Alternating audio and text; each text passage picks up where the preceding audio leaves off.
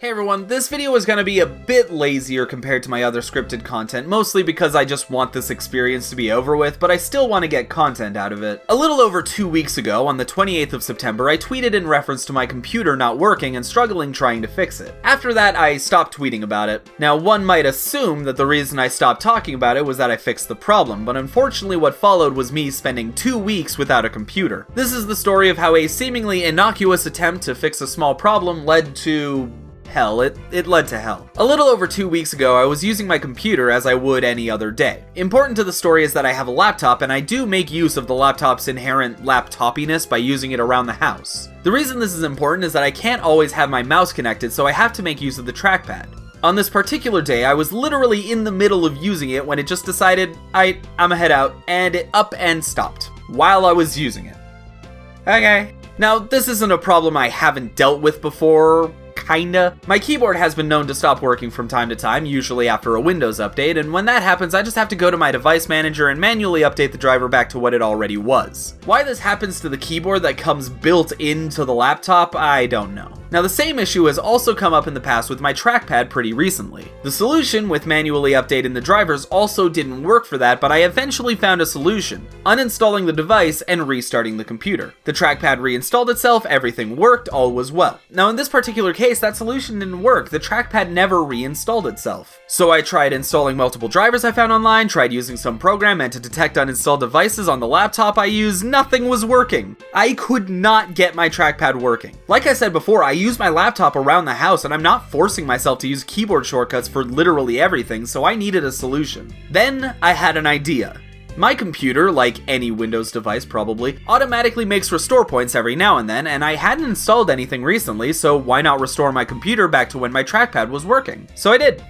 That was a mistake. When the computer started up, nothing worked. I tried opening Chrome, nothing happened. Tried opening the start menu, nothing again. The only thing I could think to do was to force restart. Welcome to hell.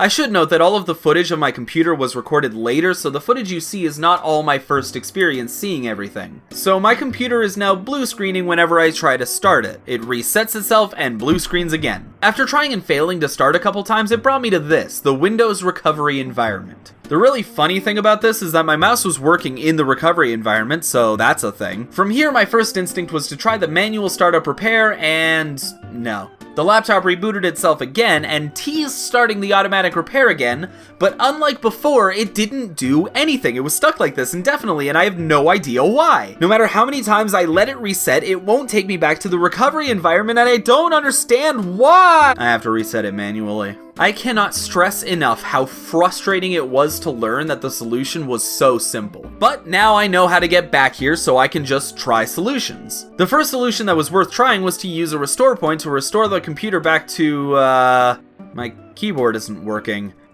Why is my keyboard not working?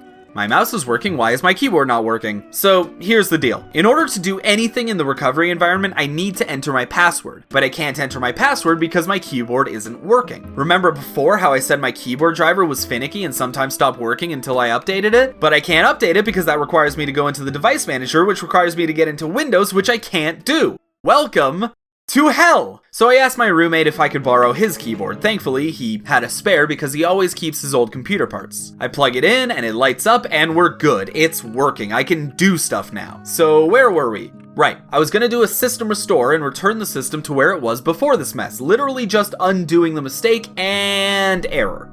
Okay, maybe the other one, the one I tried to do in the first place. Error. Okay.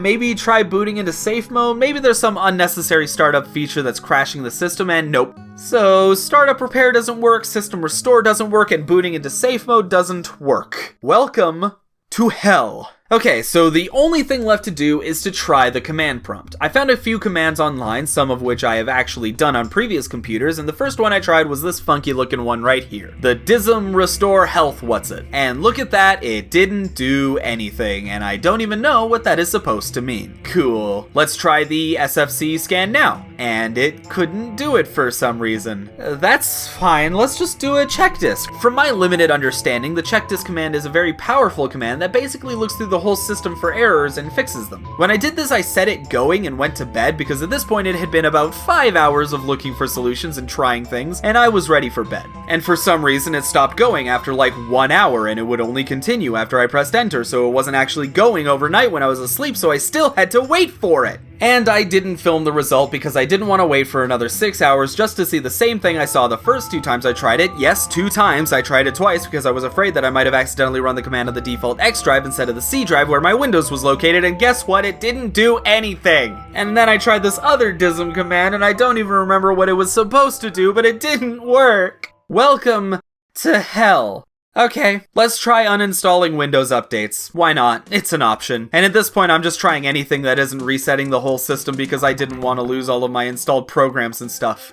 Okay, let's try the first option. Oh, it ran into a problem, like immediately. Okay, let's try the other option, and of course not. Okay, I was putting it off, but there is no other option. I had to reset my computer. Thankfully, there's an option to keep my old files, but all my old program files and app data would disappear, but I couldn't think of another option. I had already tried every solution I could find online, so I set it going and...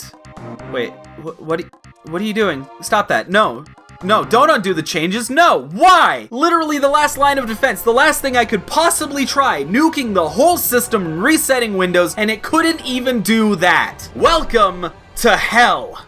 At this point, I gave up. I had been throwing stuff at the wall on and off for 5 days now. The only other options I could find online involved backing up my files, and I didn't have the means to do that. There was nothing I could do, so I was forced to swallow my pride and take it to a shop to be fixed. Obviously, I didn't want to spend money on this if I could avoid it, but when you try literally resetting the whole system and that doesn't work, it's time to have a professional look at it. I paid a $50 upfront fee thinking it wouldn't be too hard for someone who knows what they're doing to fix, and hey, if I need to spend more money on the solution, the $50 I paid would go towards that, so that's pretty cool. I gave it to them and they told me to wait 3 to 5 business days for a call back with a diagnosis. I got the call on the 5th day. The man on the other end told me that the hard drive had been rendered unusable and he needed to replace it, and I would need to pay for the new hard drive and for the copy of Windows to be installed on the system. It totaled about $220 after you subtract the $50 that I already paid.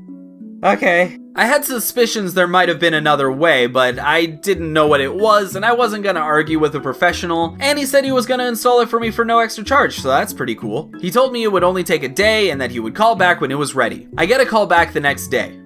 It was not ready. There was a problem. Of course there was a problem. See, the new hard drive was a 1 terabyte hard drive, but my old hard drive was a 2 terabyte hard drive, and I had more than 1 terabyte of data. Most of that was from videos. I'm a bit of a data hoarder when it comes to videos. I hold on to all my raw recordings, finished video files, any video I save from the internet to be used in a video. I have a lot of videos and it inflated my hard drive. He gave me 2 options. Either upgrade the 1 terabyte hard drive to a 2 terabyte hard drive for an extra $100, or I could spend an extra $30 to have my old hard drive put in a case with a USB adapter and the new hard drive would be empty. I chose the cheaper option. Then he told me it would take another day for it to be ready and he'd call me back when it was done. I never got a call back. I gave it a couple days and I called them back asking if my computer was ready, and yes, it was ready. Thank God. The lady on the phone relayed the technician's report on the computer and what was done to it, and I remember one note being that the keyboard didn't work due to, quote, spill damage, which, no. Thank God he didn't try to fix that and charge me for it. So the same day I went to pick up my computer and to pay the grand total of $262. Oh wait, the hard drive came with an open box discount, so I only had to pay $256. Well, I guess that's not the total, that's just what I ended up paying that day. But I don't wanna change my script and re-record it, so this is what you get. And as expected, my old hard drive was put into a case, which is actually something I had done before with another computer that broke, so that's pretty funny. Look, they even used the same brand. Alright, let's start her up and...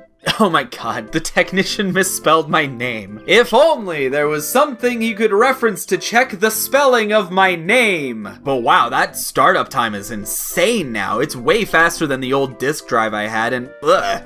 God, are these the default settings? Gross. But that's not important right now. I can fix that. What is important is that I have my computer back. And all I have to do is reinstall all my programs, transfer all the important files, and so on and so forth. So why did I make this video? Well, because I went to hell for like 2 weeks, and there was no way I wasn't gonna turn this experience into content. It was comical how absolutely every solution I tried either failed to fix the problem or didn't work in the first place. Even the last resort solution of nuking the damn thing. Allow me to explain what it felt like with an analogy that might be lost on a lot of viewers. My roommate has been playing Magic the Gathering a lot, and in that game there's a very popular deck that is basically the competitive meta. If you want to win competitive games, this is the deck you want to use. My roommate got so fed up playing against this deck that he devised the most evil counter to it possible. The idea behind the counter deck he built is that all of your cards are now his cards. Oh, you want to play a monster? No, that's his monster now. You want to attack with the monster? No, that monster is permanently tapped. It can't do anything. Oh, you wanted to have cards in your deck? No, every time he attacks you,